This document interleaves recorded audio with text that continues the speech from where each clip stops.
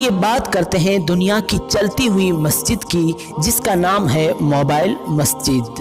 ناظرین، Tokyo sports اور cultural events company نے ایک ایسی مسجد تعمیر کر دی ہے جو ضرورت کے مطابق کہیں بھی پہنچائی جا سکتی ہے۔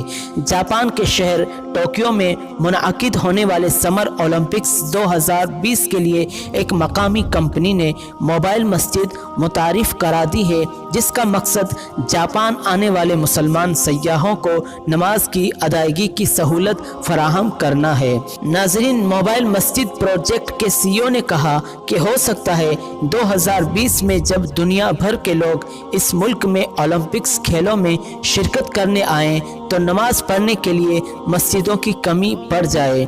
مسلمانوں کی مذہبی ضرورت کا خیال رکھنے کے لیے بنائی گئی مسجد 7,70,000 یورو کی لاگت سے تیار کی گئی ہے اور اس میں وضو کرنے کی سہولت کے ساتھ ساتھ ناظرین ایک وقت میں 50 مسلمان نماز بھی پڑھ سکتے ہیں۔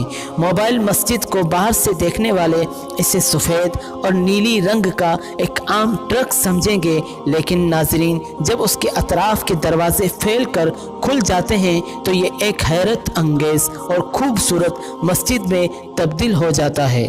مسجد نہ صرف مسلمان سیاحوں بلکہ مقامی شہریوں کے لیے بھی ہے۔